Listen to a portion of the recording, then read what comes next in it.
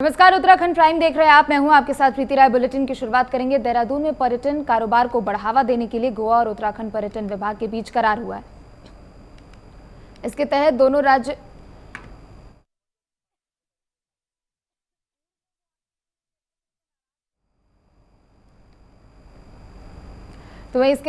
राज्य पर्यटन बढ़ाने में एक दूसरे की मदद करेंगे। इस मौके पर सीएम धामी ने कहा कि उत्तराखंड में पर्यटन सेक्टर को बढ़ावा देने को 100 नए डेस्टिनेशन तलाशे जा रहे हैं, जहां होटल कारोबार बढ़ सके। आपको बता दें कि सीएम आवास के मुख्य सेवक सदन सभागार में आयोजित कार्यक्रम में मुख्यमंत्री धामी और गोवा के पर्यटन मंत्री रोहन खौटे की मौजूदगी में यह करार किया गया।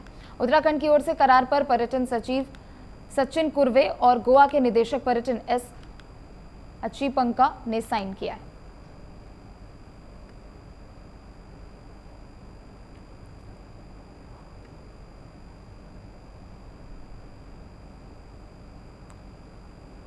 तो उत्तराखंड और साथ ही साथ गोवा में पर्यटन को बढ़ावा देने के लिए एमओयू साइन हुआ है। आपको बता दें कि पर्यटन को बढ़ावा देने के लिए 100 डेस्टिनेशन की तलाश की जा रही है और साथ ही दोनों ही राज्य उत्तराखंड और गोवा के बीच एक समझौता हुआ है।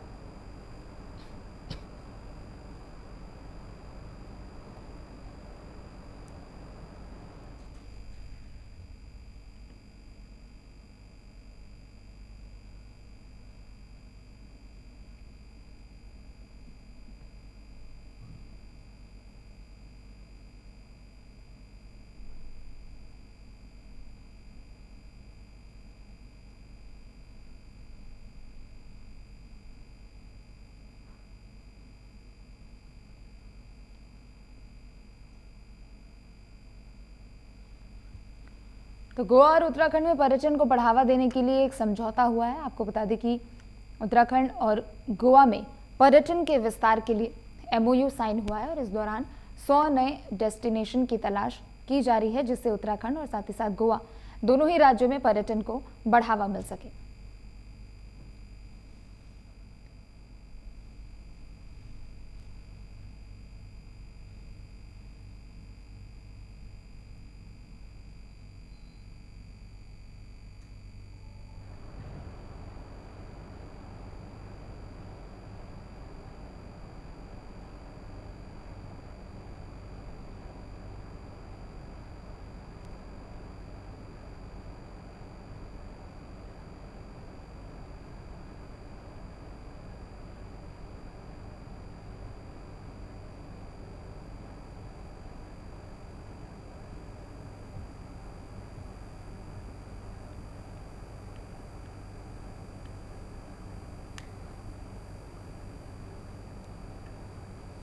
ज्यादा जानकारी के लिए पवन दीक्षित हमारे साथ जुड़ चुके हैं। पवन, देखिए, उत्तराखंड और गोवा दोनों ही राज्यों में पर्यटन के विस्तार के लिए एक तो एमओयू साइन हुआ है और साथ ही 100 नए डेस्टिनेशन की अब तलाश की जा रही है।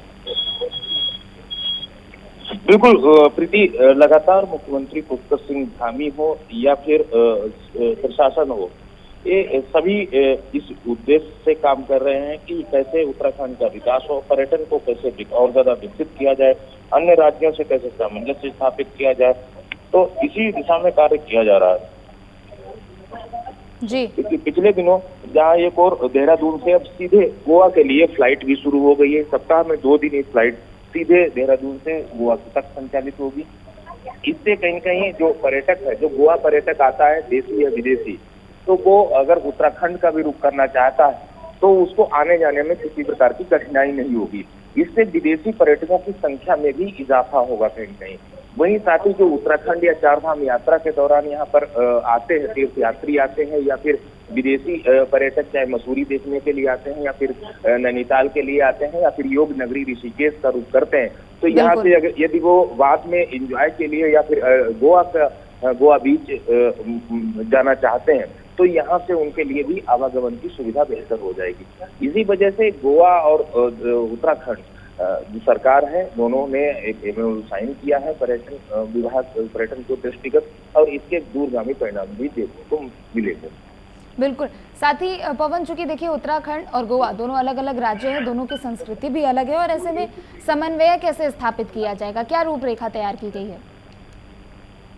बिल्कुल प्रीति, क्योंकि जहाँ एक और बात दोनों की स्थिति की, दोनों में जो अंतर है, पर्यटकों का अंतर है, जहां एक और एंजॉय के लिए गोवा का रुख करते हैं, तो वहीं दूसरी ओर यहाँ पर धार्मिक पर्यटक भी है आता है उत्तराखंड में, तो वहीं मौसम का आनंद लेने के लिए भी यहाँ का रुख करते हैं, चाहे वो जो सर्दियों के सीजन में चाहे बर्फबारी देखने का हो, चाहे वो ऐतिहासिक और जो रोमांचक जगह है वो भी ऐसे पर्यटक स्थल हैं, चाहे वो मसूरी हो या फिर नैनीताल हो या फिर अन्य जो टूरिस्ट प्लेस है, वहां पर जो पर्यटक आते हैं, तो यहाँ पर मिली जुली हर तरह की सुविधा है, हर तरह की जो पर्यटक स्थल विकसित है, धार्मिक भी है और एंजॉय के उद्देश्य से भी यहाँ पर तमाम पर्यटक स्थल विकसित किए गए हैं। तो दोनों की संस्कृति में एक तरफ अंतर भी है और सिमिलरिटी भी है। तो ऐसे में जो ये MOU साइन हुआ है, इसके दोनों ही प्रदेशों को काफी लाभ होगा, पर्यटकों की संख्या दोनों ही जगह बढ़ेगी। ठीक है पवन, आप बने रहे, आगे भी आपसे और जानकारी लेंगे। तो ये देहरादून में सीएम धामी से फिल्म अभिनेता अक्षय कुमार ने सीएम आवास पर मुलाकात की। मुलाकात के दौरान मुख्यमंत्री धामी ने कहा कि राज्य सरकार ने फिल्म शूटिंग के लिए कई सुविधाएं दी है। उत्तराखंड को एक बड़े डेस्टिनेशन के रूप में विकसित करने की दिशा में सरकार विभिन्न योजनाओं पर काम कर रही है। सीएम ने कहा कि उत्तराखंड राज्य दिन प्रतिदिन फिल्म इंडस्ट्री के लिए एक नए शूटिंग डेस्टिनेशन के रूप में उभर रहा है। तो वहीं अभिनेता अक्षय कुमार ने सीएम से कहा कि उन्होंने मंगलवार को केदारनाथ धाम में भी दर्शन किए हैं, जहां से पुनर्निर्माण से जुड़े बेहतर काम किए जा रहे हैं। ज्यादा जानकारी के लिए पवन दीक्षित हमारे साथ जुड़े हुए हैं। पवन, देखिए फिल्म अभिनेता अक्षय कुमार और मुख्यमंत्री पुष्कर सिंह धामी की मुलाकात हुई है और ऐसे में उत्तराखंड जो अब एक शूटिंग डेस्टिनेशन के रूप में बनकर उभर रहा है, इस पर भी दोनों ही लोगों के बीच चर्चा हुई है। बिल्कुल प्रीति, कल मशहूर फिल्म अभिनेता और सामाजिक एक्टिविटी में भी अपना विशेष योगदान देते रहे हैं अक्षय कुमार। कोविड जैसी वैश्विक महामारी के दौरान भी वो लोगों के बीच दिखते हुए मिले हैं, लोगों को संदेश देते हुए मिले हैं और प्रधानमंत्री नरेंद्र मोदी के साथ भी वो चर्चा करते हुए दिखाई दिए हैं। और इससे पहले जब उनकी एक पिक्चर फिल्म आई थी, प्रधानमंत्री नरेंद्र मोदी का जो ड्रीम प्रोजेक्ट था स्वच्छ भारत अभियान, उसको लेकर के जब उनकी जो फिल्म आई थी उसका भी काफी प्रचार प्रसार हुआ था।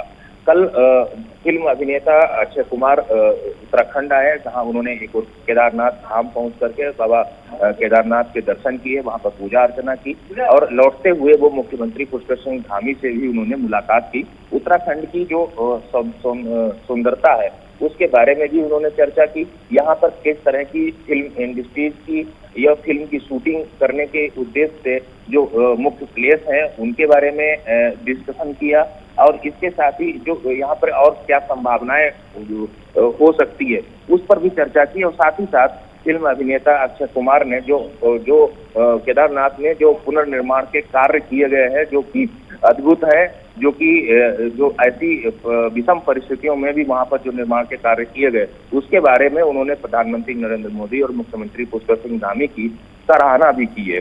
तो कल जो अक्षय कुमार के साथ में मुख्यमंत्री की वार्ता हुई है, मुलाकात हुई है, उसके दूरगामी परिणाम भी बेहतर दिखाई दे रहे हैं और पर्यटन को इससे और ज्यादा पर्यटन की संभावनाएं बढ़ती हुई नजर आ रही है। ठीक है, शुक्रिया पवन आपका ज्यादा जानकारी हम तक पहुंचाने के लिए।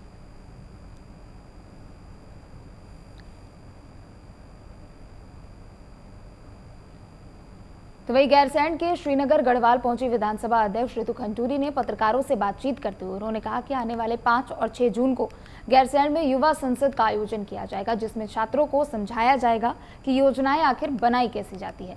साथ ही विधानसभा अध्यक्ष ने बताया कि देहरादून और गैरसैंण विधानसभा के लिए कर्मचारियों का आकलन करने के बाद इनकी नियुक्ति प्रक्रिया की जाएगी और साथ ही विधानसभा सत्र को डिजिटलाइज करने की भी कोशिश की जा रही है। 2-4 चीजें नई करने जा रहे हैं। एक तो हम रूल्स और रेगुलेशंस हमने बनाए हैं विधानसभा के लिए, वो कैबिनेट के अप्रूवल के लिए गए हैं और मुझे पूर्ण विश्वास है कि बहुत जल्द उसका अप्रूवल हमें मिलेगा। उसके बाद हम राइट साइजिंग पे आएंगे, जिसका मतलब ये है कि विधानसभा देहरादून और विधानसभा गैरीसैंण में हमें कितने कर्मचारियों की आवश्यकता है, तो वो राइट साइजिंग हम करेंगे। और तीसरी चीज़ जो मैं कर रही हूँ वो हम डिजिटलाइजेशन कर रहे हैं। पहले हम चाहेंगे कि हमारा जो पूरा सत्र जो चलता है वो डिजिटल हो जाए, तो उस पर हम लोग लगे हुए हैं। साथ ही साथ पूरी जितने कागजात हमारे पास 2000 से पड़े हैं जब से उत्तराखंड बना है, सारा डिजिटाइज हो जाए और एक क्लिक पर, एक बटन पर जिसको भी आवश्यकता हो, चाहे वो सवाल जवाब 2000 में किसी ने पूछे हो, चाहे वो याचिका कभी 2012-13 कभी किसी ने लगाई होगी, इस तरह से एक बटन पर वो चीज़ें हमको अवेलेबल हो जाएं। तो ये कुछ 2-4 चीज़ें हम नई करने जा रहे हैं। हम लोग 2-4 चीज़ें नई करने जा रहे हैं। एक तो हम रूल्स और रेगुलेशंस हमने बनाए हैं विधानसभा के लिए, वो कैबिनेट के अप्रूवल के लिए गए हैं और मुझे पूर्ण विश्वास है कि बहुत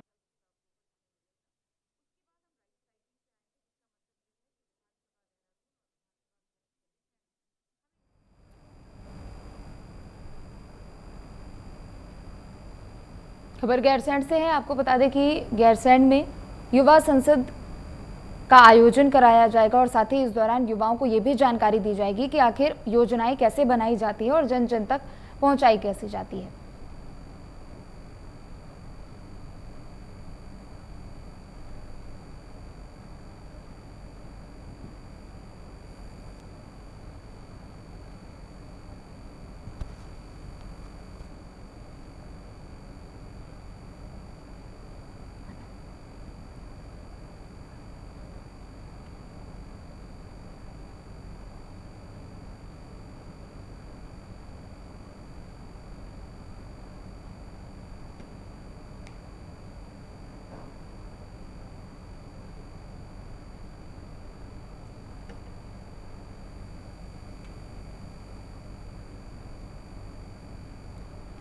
खबर गैरसैंण से आपको बता दें, जहां विधानसभा अध्यक्ष रितु खंडूरी पत्रकारों से उन्होंने बातचीत करते हुए बताया कि विधानसभा सत्र को डिजिटलाइज करने पर भी विचार किया जा रहा है और साथ ही जून के महीने में युवा संसद का आयोजन किया जाएगा और युवाओं को जानकारी दी जाएगी कि आखिर संसद में योजनाएं कैसी बनती है और कैसे उन्हें जन जन तक पहुंचाया जाता है।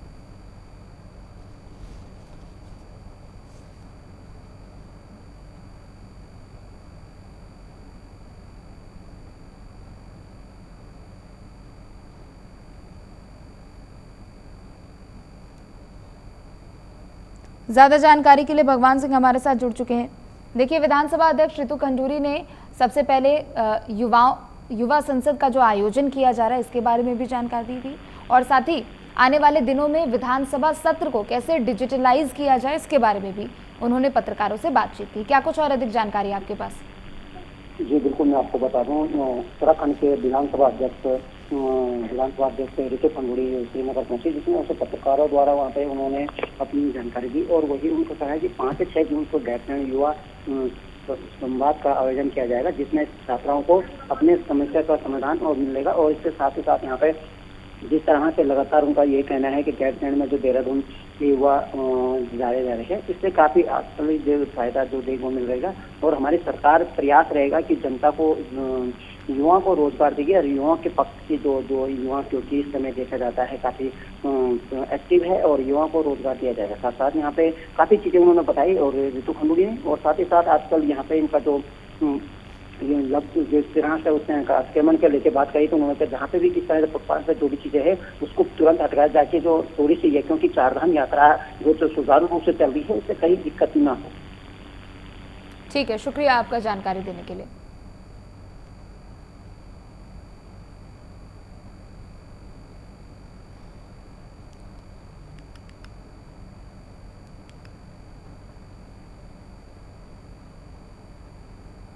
मसूरी में इन दिनों 7 करोड़ की लागत से माल रोड के पुनर्निर्माण और सौंदर्यीकरण का कार्य चल रहा है, जिससे पर्यटकों को भारी दिक्कत भी हो रही है।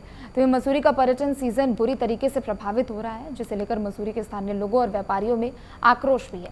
तो ये कांग्रेस से जुड़ी यात्रा को लेकर मसूरी पहुंचे पूर्व मुख्यमंत्री हरीश रावत ने मॉल रोड की हालत को देखकर चिंता जताई है। उन्होंने कहा कि मॉल रोड का एक भाग क्षतिग्रस्त है, लेकिन ना तो सरकार और ना ही प्रशासन मॉल रोड ने पर ध्यान दिया जा रहा है। बड़ा आक्रोश व्यक्त किया है, सब सीनियर लोग भी हैं, सब ने कहा है और ये अपमान भी है उत्तराखंड का। लोग पर्यटक क्या भावना लेकर के जाएंगे कि कितना सज्जित है उत्तराखंड का पर्यटकों के स्वागत के लिए, क्या सजावट है, जबो तोड़ रखी है, सारी माल रोड का कबाड़ा कर रखा है। पूरी इमेज खराब हो रही है राज्य की। हम 15 दिन का समय देते हैं, यदि 15 दिन में ठीक नहीं हुआ तो फिर यहाँ पर 9 बजे से रात के 9 बजे तक का धरना आयोजित करेंगे गांधी जी के लिए। तो मसूरी के मॉल रोड पे पुनर्निर्माण का कार्य जारी हो और ऐसे में पूर्व मुख्यमंत्री हरीश रावत ने वहां पहुंचकर हो रहे निर्माण कार्यों पर चिंता जताते हुए सरकार को भी घेरा है।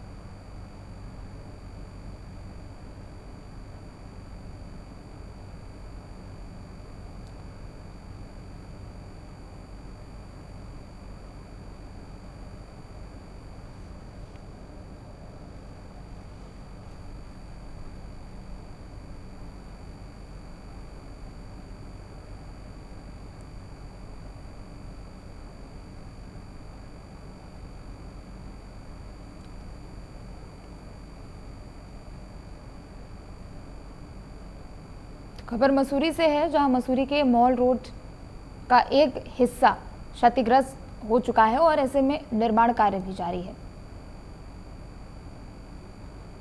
ज्यादा जानकारी के लिए सुनील हमारे साथ जुड़ चुके हैं। सुनील, देखिए मसूरी मॉल रोड का पुनर्निर्माण और साथ ही साथ सौंदर्यीकरण का भी काम जारी है, लेकिन ऐसे में जब पूर्व मुख्यमंत्री वहां पर पहुंचे तो उन्होंने सरकार को भी घेरने का काम किया है।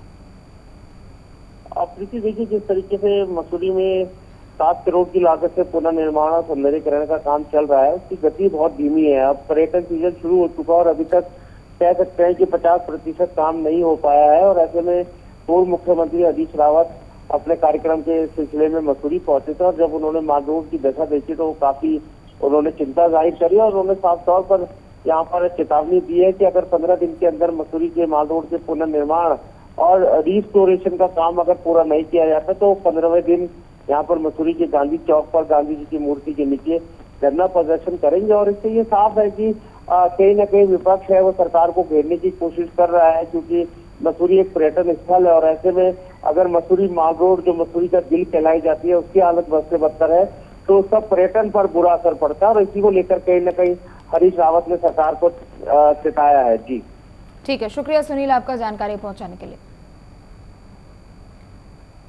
तो वहीं जोशीमठ प्रखंड के सीमांत बॉर्डर क्षेत्र का एकमात्र कैलाशपुर पुल टूट चुका है, जिससे नीति घाटी क्षेत्र के लोग काफी परेशान हैं। बता दें कि वाइब्रेट विलेज नीति और अन्य गांवों के लोग अपने मूल गांवों में पहुंचने के लिए पिछली 2 रातों से सड़कों पर खुले आसमान के नीचे रात काटने को मजबूर हैं और इस उम्मीद में है कि आखिर इस पुल की तरफ भी ध्यान दिया जाएगा।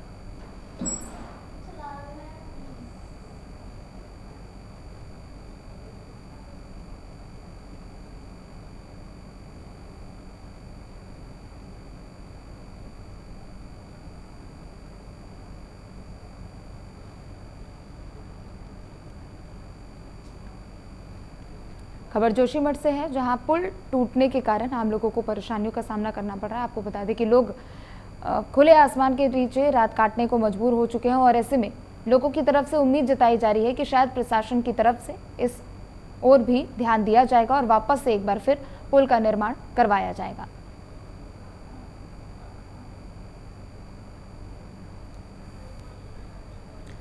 ज्यादा जानकारी के लिए संजय हमारे साथ जुड़ चुके हैं। संजय, क्या कुछ जानकारी पूरे मामले पर आपके पास?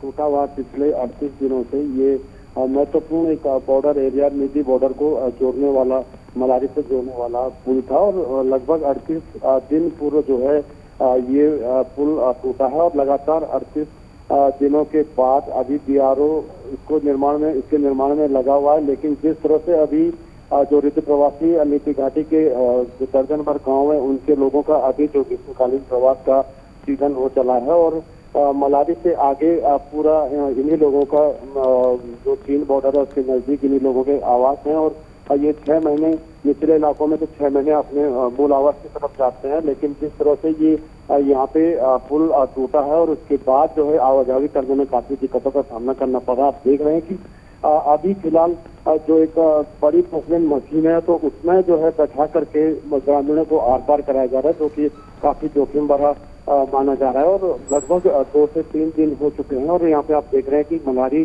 के पास जो बुरात टोक है यहाँ पे कुछ महिलाएं पिछले 48 घंटों से जो नदी पार करने की लिए जो है रुकी हुई है और 48 घंटे से अभी इंतजार कर रहे हैं ठीक अपनी है। बारी का। तो इस तरह से यहाँ पे जो सीमांत के लोग हैं उन्हें काफी दिक्कत हो रही है और उन्होंने गुहार लगाई है प्रशासन से कि जल्द वैकल्पिक व्यवस्था करके नीति घाटी को शेष जोशीमठ से संपर्क जोड़ा जाए। जी ठीक है, शुक्रिया संजय आपका जानकारी देने के लिए।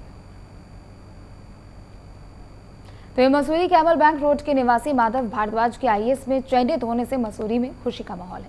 माधव भारद्वाज ने 2022 यूपीएससी सिविल सर्विसेज में 536 रैंक हासिल करके आईएएस अधिकारी बन चुके हैं। बता दें कि माधव भारद्वाज शुरू से ही पढ़ाई में काफी होनहार थे और उन्होंने 10वीं और 12वीं में मसूरी वाइनबर्ग एलन स्कूल में टॉप भी किया था।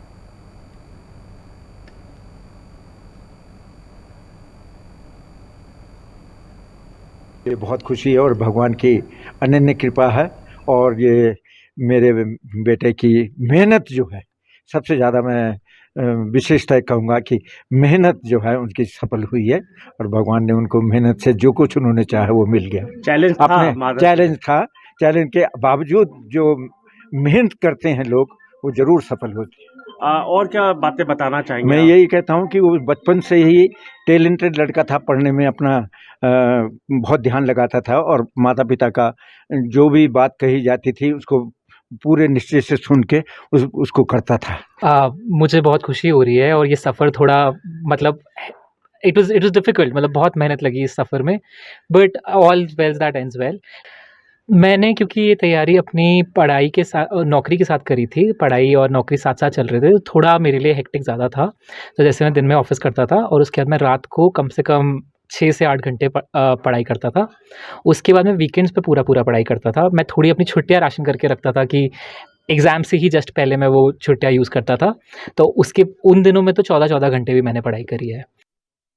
वहीं उत्तराखंड में 24 से लेकर 26 मई तक मौसम खराब रहने की चेतावनी जारी की गई है। मौसम विभाग ने 24 और 25 मई के लिए ऑरेंज अलर्ट भी जारी किया और साथ ही 26 मई को येलो अलर्ट जारी किया गया है। 27 से एक बार फिर से मौसम शुष्क रहने की उम्मीद जताई गई। तो चलिए बुलेटिन में सिर्फ इतना ही। आप देखते रहें प्राइम न्यूज़।